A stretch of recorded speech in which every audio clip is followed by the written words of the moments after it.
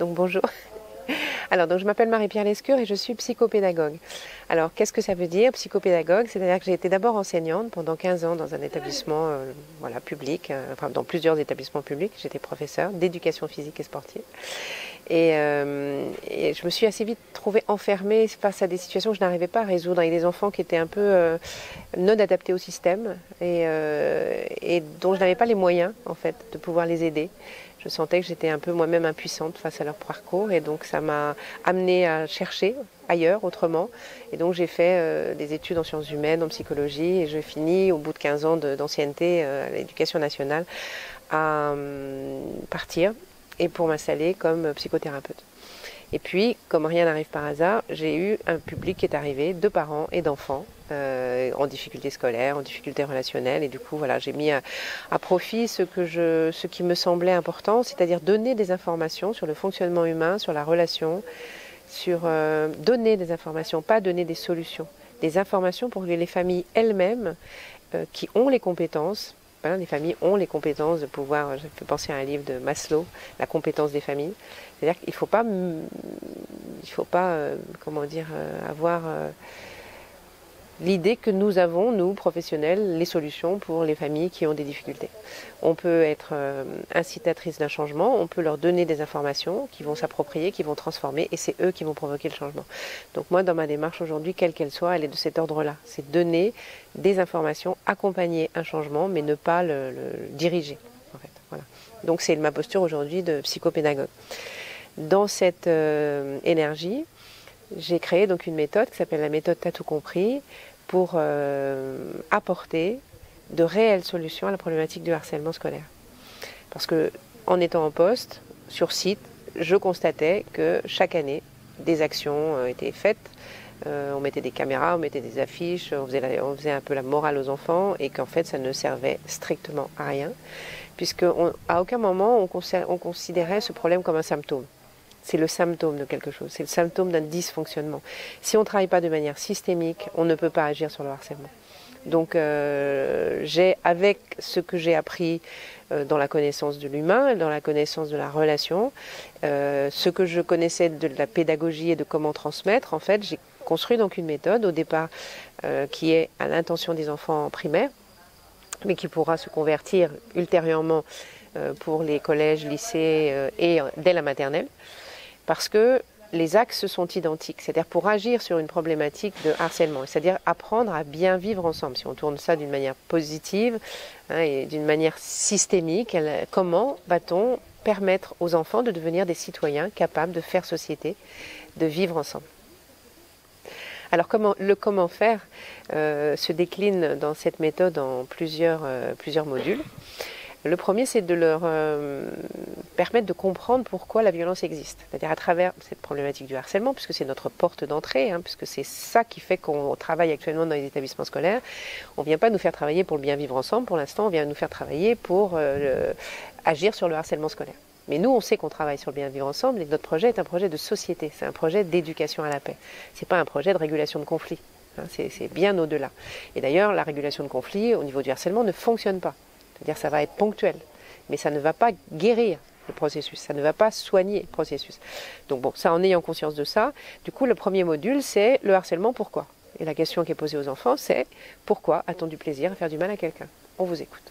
Alors là, voilà, ils sont un peu interloqués, ben oui, on a visiblement du plaisir, tes enfants ont plaisir.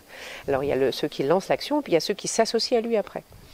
Alors, le mot de harcèlement, en fait, aujourd'hui est assez nouveau, mais avant on parlait de bouc émissaire. Et les boucs émissaires, ils ont existé depuis la nuit des temps. C'est celui ou celle qui, par sa fragilité, par sa posture, va recevoir tous les mécontentements, les échecs, les insuffisances des autres, qui vont ils vont se décharger sur lui. Ça provoque un soulagement immédiat, de courte durée, donc qui a besoin de se répéter. Voilà, ça c'est le processus du bouc émissaire, donc qui fait que ça alimente le harcèlement aujourd'hui. Donc les enfants comprennent assez rapidement que s'ils allaient bien, s'ils étaient plus solidaires les uns des autres, il n'y aurait pas de harcèlement.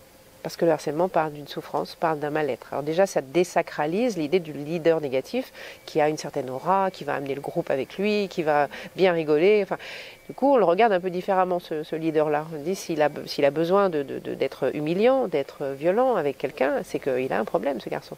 Donc comment est-ce qu'on va pouvoir faire pour l'aider? Donc ça change déjà complètement l'angle d'attaque. Ensuite, le travail qui est proposé, c'est un travail de connaissance de soi, en mettant vraiment l'accent primordial sur les émotions, parce que les émotions nous traversent tout le temps. Les émotions sont sont corporelles, on les ressent dans notre corps et elles sont amenées à s'exprimer. Hein, l'émotion, movere, du latin, ça veut dire se mouvoir, aller vers. Les émotions sont amenées à aller vers l'extérieur. D'ailleurs, toute personne qui garde ses émotions pendant un temps plus ou moins long va avoir des problèmes. C'est toujours le cas. Soit ça va se transformer en situation explosive vers l'extérieur, soit une situation implosive à l'intérieur. Mais les émotions ont un sens. Elles sont là pour indiquer un besoin. Par exemple, si je suis en colère, je prends l'émotion de la colère puisque c'est très présent dans les situations qu'on est amené à voir avec les enfants. Si je me sens maltraitée, si je me sens humiliée, si je me sens dévalorisée, je ressens de la colère. Forcément, c'est normal. On rentre dans mon espace privé, on me marche dessus, etc. La colère est présente.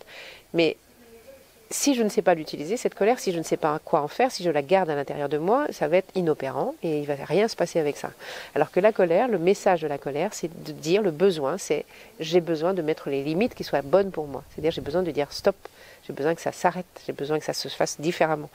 Donc si les enfants prennent conscience que derrière leur difficulté, des fois à exprimer les choses, il y a de la colère, eh bien ils vont pouvoir savoir qu'ils ont un besoin et que ce besoin-là, s'ils n'arrivent pas à le satisfaire eux, parce qu'ils n'en ont pas la force, ils ont peur, etc., eh bien ils vont le faire avec les autres. Les autres vont les aider pour ça.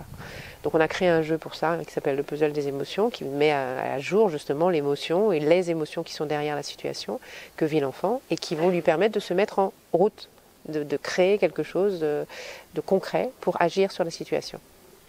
Oui, les émotions, ce que je voulais dire, c'est qu'elles sont utilisées dans des exercices et des mises en pratique très concrètes dans la classe, hein, où on donne des outils aux enseignants qui vont travailler avec les enfants, comme par exemple les cercles de paix, où les enfants sont amenés à pouvoir prendre un temps pour dire ce qu'ils ressentent dans des situations où ils se sentent en difficulté. Ils ont peur, ils sont en colère, ils sont tristes, enfin voilà. Et c'est vraiment très régulateur et ça apporte un climat beaucoup plus apaisé et ça éveille, mais d'une manière concrète et pas théorique, l'empathie. C'est-à-dire une des maîtresses qui travaille dans un quartier prioritaire, difficile, disait que depuis le début de l'année, les enfants avaient gagné en empathie et ils étaient capables aujourd'hui de s'excuser, vraiment, quand ils étaient responsables d'avoir fait quelque chose qui avait porté préjudice à un autre, ce qui ne se faisait pas du tout précédemment. C'est-à-dire ils sont éveillés et touchés sur l'impact que ça peut créer chez l'autre. Donc c'est énorme, c'est à partir de là que de toute façon on peut déjà commencer à tisser quelque chose d'un lien respectueux les uns avec les autres, avec nos différences, mais considérer que si l'autre dit ça me fait mal, je dis pas c'est pour rigoler. Hein. Si ça te fait mal, j'arrête. Voilà. Donc ça, ce processus-là, c'est le gros de notre travail, hein, qui amène les enfants à être en lien avec eux-mêmes, en lien avec les autres. Et on l'associe à un travail sur les croyances limitantes. C'est-à-dire qu'on s'est rendu compte qu'il y avait tellement d'enfants qui étaient conditionnés avec des tas d'idées qui les rétrécissent. Et donc de pouvoir se débarrasser de ces croyances limitantes, de considérer qu'ils sont des personnes formidables, qu'ils ont chacun à trouver leur souveraineté, à trouver leur épanouissement dans leur différence par rapport aux autres, dans ce qu'ils sont, eh bien c'est aussi fondamental. Donc on aborde et on fait ce travail-là avec eux. Donc ça, c'est le travail premier, je dirais, dans les grandes lignes, qui est fait sur la connaissance de soi. Et ensuite, la dernière partie, c'est un travail de relation aux autres. C'est-à-dire que dans la mesure où on a compris, appris, expérimenté au sein de la classe des choses qui nous ont fait du bien, individuellement, collectivement, comment on va avoir envie de le transmettre à l'extérieur. Comment on va, dans l'école, choisir des sujets qui nous ont particulièrement marqués, touchés, et qui ont changé notre vie, en fait, notre manière de faire, pour le diffuser, l'enseigner et proposer aux autres enfants d'acquérir ces compétences. Oui, alors on inclut les parents, tu as raison de le dire, c'est très important parce que comme notre démarche est systémique, on inclut les parents, les personnels de l'école également, les ACSEM, les personnes, les cuisiniers, tous ceux qui peuvent être intéressés et souhaiter s'informer. Donc quand on arrive sur un site, on propose des réunions avec ces différentes parties. On propose des réunions avec les parents, en particulier des enfants qui suivent le programme, puisqu'au départ, on l'installe dans 2 classes pour qu'ensuite ce projet-là se diffuse sur l'ensemble de l'école. Donc on en parle aux parents, mais même dans ce que l'on fait ensuite, on propose des visios qui sont accessibles à toute personne de l'école qui souhaiterait savoir là où on en est et ce que l'on fait. On fait une visio à chaque module pour expliquer notre démarche. Et là, les parents, bien sûr, des enfants concernés peuvent se connecter Et puis les parents des enfants non concernés également, puisque leurs enfants vont être concernés à un moment donné ou à un autre. Puisqu'ensuite il y aura une diffusion dans l'école. Donc on ouvre au maximum. Ce n'est pas ce qu'on a réussi le mieux là pour l'instant. Hein, je veux dire, il y a eu quelques parents qui sont venus, qui nous ont posé des questions, qui se sont inscrits au visio, mais pour l'instant, à mon sens, c'est assez insatisfaisant pour le moment. Mais je pense que c'est parce que les gens n'en ont pas la conscience, n'ont pas la conscience de ce qu'on fait vraiment, et comme c'est pas relayé pour l'instant d'une manière plus large. Bon, par manque d'informations, je pense que les gens minimisent sans doute une action comme celle-là et s'en intéressent pas trop. Hein. Mais on propose et on proposera parce que ça me paraît fondamental que les parents eux-mêmes puissent avoir les outils et les informations qu'on donne aux enfants pour que en famille, ça soit repris. Hein, dans l'intérêt de tous, en fait, pas que des enfants, dans l'intérêt aussi de la famille, du climat familial, etc. On a créé d'ailleurs sur le site, pour l'instant, une méthode dématérialisée à l'intention des parents, que les parents peuvent acquérir s'ils le souhaitent, avec les exercices, les explications, je veux dire la méthode t'as tout compris, adaptée aux familles et d'une manière plus réduite. Voilà, donc ça, il peut y avoir cette possibilité-là qu'on a peu proposée pour l'instant, mais qui est présente, elle est là. Et notre souhait le plus cher est effectivement d'associer plus largement les différents partenaires dans l'école autour de ce travail. Et donc, et la suite, tu la vois comment? Alors, déjà, peut-être je ne l'ai pas dit dans cet entretien, il y a 3 écoles qui sont, depuis le mois d'octobre, en travail avec nous. C'est-à-dire que 3 écoles, ça correspond donc à 2 classes par école, ça correspond donc à 6 enseignants et environ 200 enfants, enfin, voilà, à peu près. Et donc, on a avancé, c'était donc expérimental, hein, on est intervenu sur site, on travaille avec les enseignants aussi par visio, entre les périodes où on est là. Et donc il y a vraiment quelque chose qui se place, qui se travaille ensemble, qui s'ajuste, qui se crée ensemble aussi, hein, dans cette méthode qui n'est pas rigide. C'est pas la méthode, on commence par petit 1, petit 2, puis après on fait le petit 3. C'est-à-dire qu'on explique quelles sont pour nous les composantes fondamentales, par quoi les enseignants peuvent commencer avec peut-être plus de chances justement d'arriver à agir directement sur le climat scolaire. Et après, ils choisissent les exercices qui leur conviennent, ils choisissent, ils les transforment. Enfin voilà, on les appelle vraiment à une coopération. On ne se place pas en sachant qui n'admettrait pas, comme d'autres méthodes, d'inverser les différentes parties, de modifier les choses. Enfin voilà, on est contre toute rigidité qui amène justement du coup de la créativité, et c'est formidable pour nous parce que du coup le projet aussi évolue grâce aux enseignants qui l'utilisent.